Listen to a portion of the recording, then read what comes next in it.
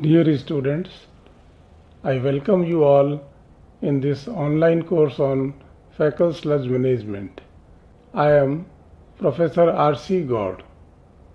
I am working as a director in School of Civil and Chemical Engineering.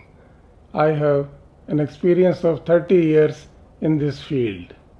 I have done my PhD from Indian Institute of Technology, Delhi. I am teaching this subject of environment engineering since last 30 years. Dear friends, in this module, we will be discussing on the technologies used in fecal sludge management. So students, let me first of all define what is sludge.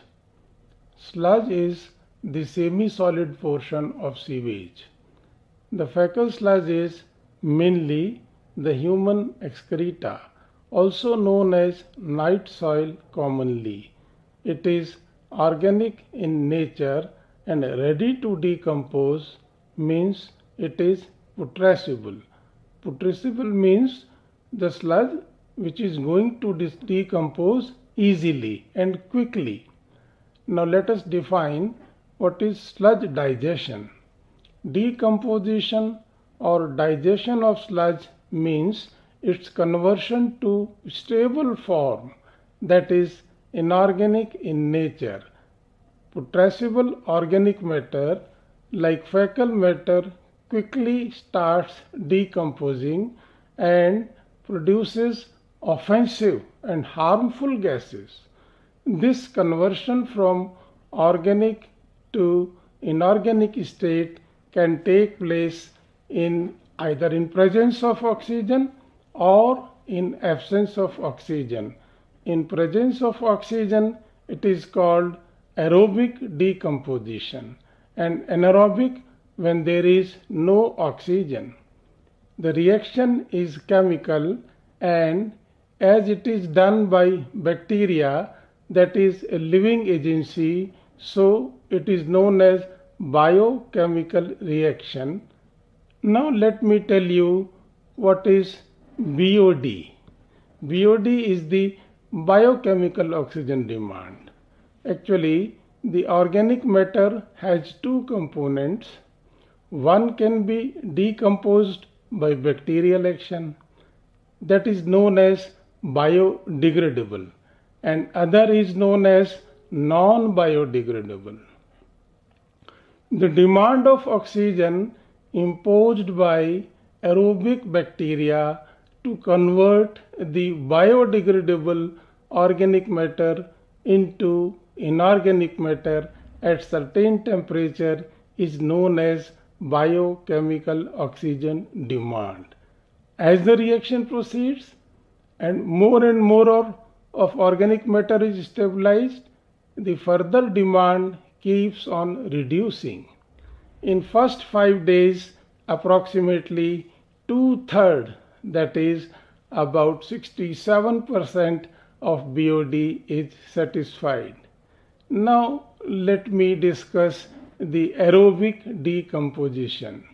In aerobic reactions, oxygen is to be supplied for synthesis and activity of aerobic bacteria.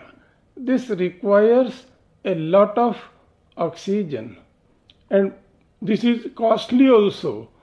In anaerobic digestion, no oxygen is required, and the anaerobic bacteria converts the organic matter into inorganic matter and water. It is an exothermic reaction, means higher temperature is required, as it is being done by heat-loving bacteria. We call the heat-loving bacteria as mesophilic or thermophilic. The anaerobic digestion can occur within a wide range of temperature. Mesophilic is the range between 30 to 42 degrees and thermophilic between 43 to 55 degrees. Generally, the digesters are designed to work in mesophilic range. Sometimes where higher loading rates are required, with a lesser hydraulic retention time and more pathogen reduction, digesters are designed in thermophilic range also. However, the mesophilic digestion is more stable and less risky from ammonia nitrogen toxicity point of view. Now let me discuss about the gases produced. Carbon monoxide is produced, which is a sedative gas, and ammonia is produced, which is a pungent gas. Hydrogen sulfide is obnoxious, and CH4, that is methane, is combustible gas. However, if it is done in a limited space, then methane can prove to be explosive also. It means there are toxic and undesirable gases produced in anaerobic sludge digestion. Now, by this time, I think it is clear to us that the purpose of anaerobic sludge digestion is to convert the organic matter into inorganic matter and gases and water without any energy input, and make it stable to reduce its further demand of oxygen, that is reduction in BOD, biochemical oxygen demand. As the water comes out in the process, its dewatering also gets easier, and as such the volume gets reduced drastically. For a reduction of 5% moisture content, the volume gets reduced by 50%. This facilitates the handling and transportation of digested sludge remarkably. When the volume was very high, then it was requiring a higher volume. Now, as I have said, with 5% of reduction in moisture content, the volume gets reduced by 50%. The higher temperature reduces the pathogens, that is the disease producing bacteria also. Now let us discuss the microbiology of the process. Anaerobic digestion of fecal matter consists of several successive biochemical reactions carried out by a mixed culture of microorganisms. Friends, there are various stages of decomposition. In the first stage, the hydrolysis takes place. Actually, the bacteria produce extracellular enzymes. These enzymes convert the complex organic matter like proteins, lipids, cellulose into simple soluble organic matter. In the second stage, the soluble organic matter is converted by acetogenic bacteria into acetic acid, hydrogen, carbon dioxide, and other low molecular weight organic acids. In the third stage, two groups of anaerobic methanogenic bacteria becomes active. One group converts acetate into methane and bicarbonates, and the other group converts hydrogen and carbon dioxide into methane. Now, what are the problems in anaerobic digestion? There is one problem in anaerobic digestion. The acids formed reduce the pH. pH is the hydrogen ion concentration. The methane producing bacteria are adversely affected by variation in pH. So the volatile organic acids should be converted into methane at the same rate as they are produced. So there should be a dynamic equilibrium. If pH is maintained, the anaerobic digestion is very cheap and flexible method of stabilizing fecal sludge. It also produces biogas. What is biogas? Biogas is a mixture of methane and carbon dioxide. You know, methane is a combustible gas and it has a very high calorific value. Now let us discuss the working process of digesters. The anaerobic digestion takes place in an airtight chamber as the anaerobic bacteria flourishes in absence of oxygen. These closed chambers are called as digesters. They may be plug flow reactors or continuously stirred reactors. They may be of upflow anaerobic sludge blanket type. They may be UASB, as I have right now said, anaerobic upflow anaerobic sludge digesters. Sometimes they may be having a blanket type of formation, then we call them digesters having settling sludge making a blanket type of formation.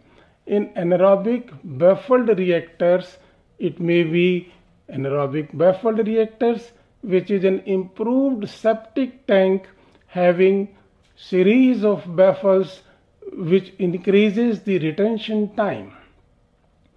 You know, septic tank is a closed chamber which is underground, in which we have the discharge from the toilets, kitchens, and everywhere the sewage gets stored for some time, that is only for 24 hours.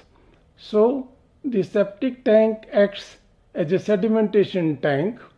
The sludge gets settled down, and because there are baffle walls, so the sludge is not allowed to pass through.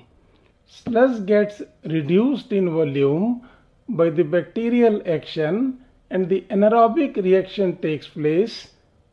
Obviously, the toxic gases are formed, but those gases are discharged into atmosphere at some higher place.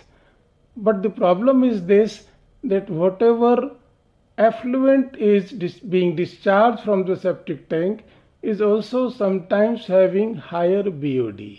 That effluent is taken to some water body through some pipes or some open drains. Now let us see what are the design parameters. The design parameters for anaerobic digesters are the hydraulic retention time and the temperature. Hydraulic retention time means for how much time the sewage or the sludge has remained in the digester. In some advanced reactors, recycling of digested sludge is done to increase the number of microorganisms, means the bacteria. You know, it works on food to microorganism ratio. If microorganisms are more than the food means the organic matter, the reaction is faster. In such systems, solid retention time, that is SRT, is an important criteria for design. The SRT represents the average period of time during which the sludge has remained in the system. pH also plays an important role, as the methanogenic bacteria is pH sensitive. So in the end we can conclude that anaerobic reaction is cheaper. Anaerobic reaction can be controlled if we have closed digesters and if we can temperature maintain and if we can maintain the pH. So anaerobic digestion is overall a net energy producer. Net energy producer, how?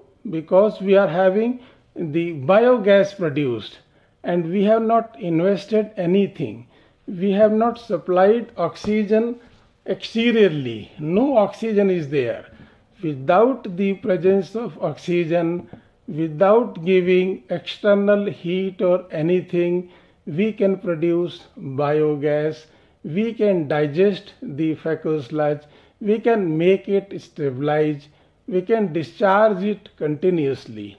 The only problem is the design. For design, we have to take into consideration the temperature, the pH, the HRT or the SRT in the more advanced digesters.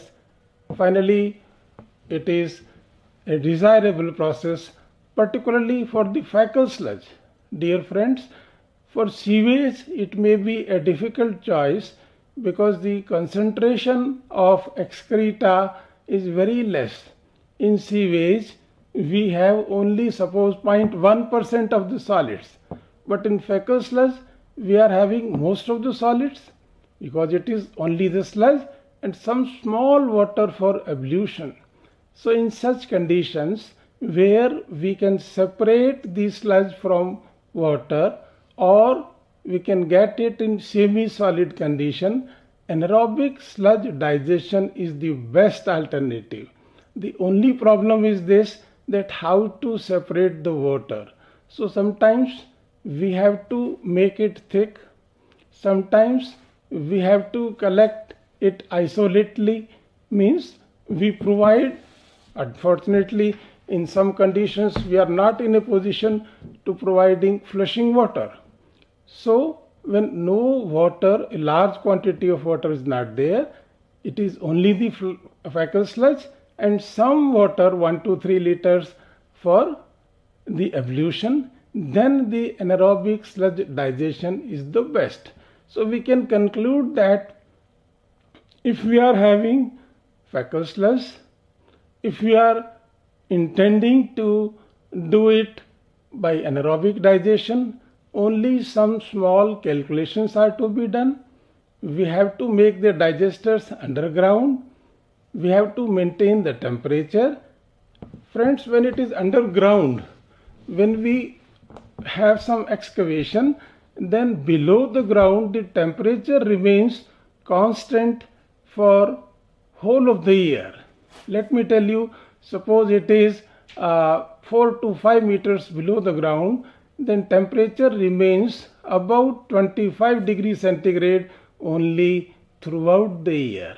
But here, because it is exothermic reaction and suppose it is in mesophilic range, then we have to maintain the temperature to about 40 degrees centigrade. So some external insulation is also required, but in most of the cases, particularly in the tropical countries like India, in India or other tropical countries where the temperature, the ambient temperature is normally higher, there the anaerobic sludge digestion is the best method. Let me tell you, it is best because it is net energy saver. We are producing biogas. Biogas can be directly used in cooking or even in operating the diesel engines.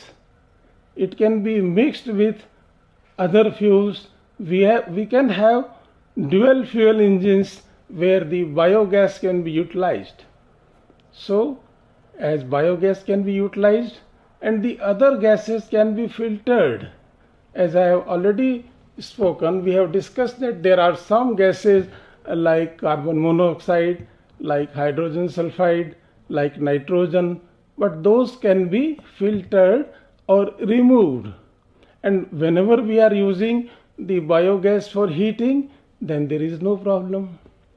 So students, for fecal sludge management, for disposal, for treatment, anaerobic sludge digestion is a very much desirable process, and normally the fecal sludge is treated and disposed effectively by anaerobic sludge digestion. Thank you.